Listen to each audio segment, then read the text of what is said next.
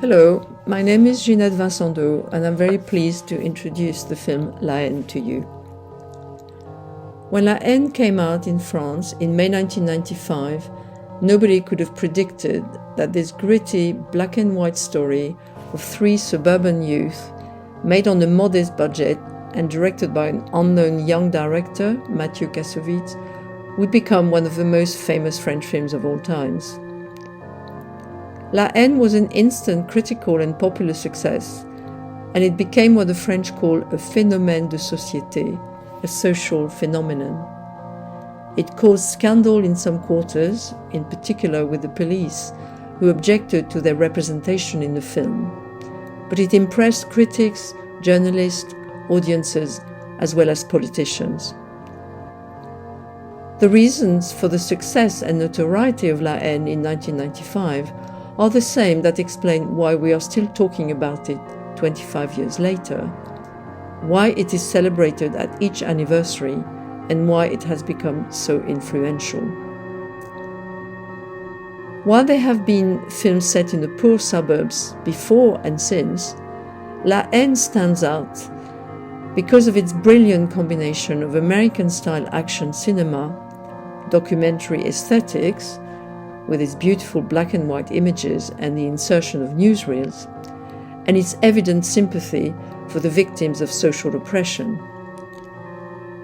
The film offered iconic locations and memorable characters, and it encapsulated the seething violence of a social crisis. Every French film set in the suburbs since La Haine makes reference to it. There have been imitations, pastiches and tributes in the intervening years, the most accomplished being Les Misérables, directed by Laj Lee in 2019. But La Haine remains unique. The film was shot on location in a deprived housing estate in Chanteloup-les-Vignes, on the northwest outskirts of Paris. The blocks of social housing in bad repair, with graffiti on the walls, broken lifts, dingy cellars, and empty spaces, visualized the social problems evoked by the film.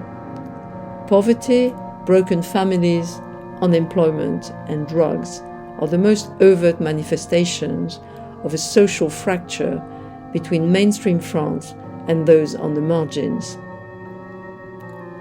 Even though the French suburbs as a whole are a vast, varied territory in terms of housing and social milieu, the vivid use of space and the way the buildings are shot in La Haine fixed the iconography of what became known as the film de banlieue, the film about the suburbs, for decades to come.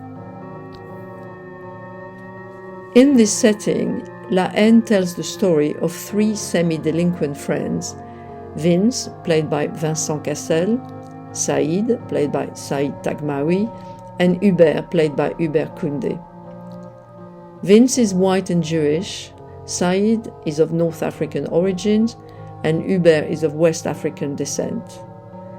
We follow them roaming their neighborhood in the first half of the film, as they are neither at school nor at work, then in central Paris, and finally back home for the film's tragic finale. All the time with the clock ticking, literally between chapters of the film and metaphorically. As befits their age, the three young men are in turn immature, bored, serious, violent, and playful. And here, the dynamic performances by the three main actors are crucial to the overall impact of the film. The sense of authenticity the characters exude owes a lot to the actors' skillful, naturalistic performances and the verbal inventiveness of the dialogue in the local Verlan slang. Note also that the name of the characters echoes that of the actors.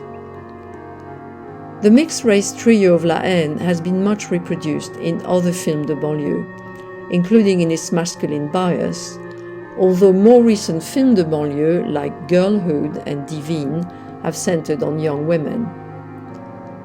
The three heroes of La Haine are emblematic of the French Republic's secular conception of society.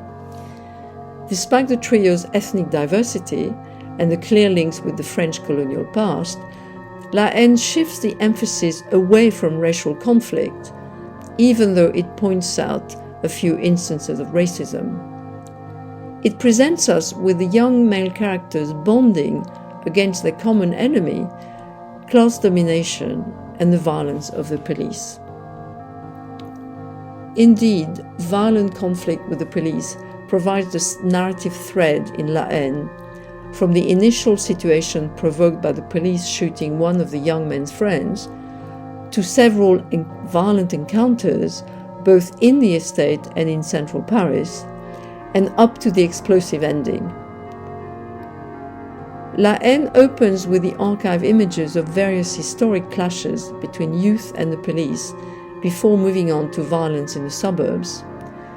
The film thus directly refers to earlier riots, and then, in turn, subsequent violent conflict in the French suburbs have been seen as an echo of La Haine, contributing to the film's sense of authenticity, of telling the truth about the location and the social crisis it refers to.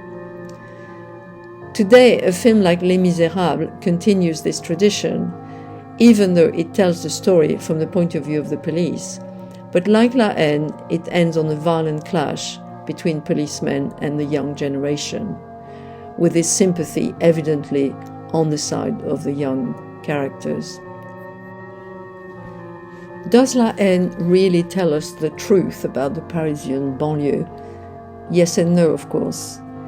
It gives us a very specific view of the location, that is, the deprived housing estate, and it equates its inhabitants with a narrow band of rebellious and violent male youth, leaving out women, children, and older people. And yet, the way the tense narrative unfolds, the beautiful noir visuals of the film, and the affecting central characters give the film a universal significance beyond its immediate representations. As a result, the film continues to touch generations of viewers, and today, in 2021, 25 years after it was made, it has lost none of its authenticity and relevance. I hope you enjoy the film.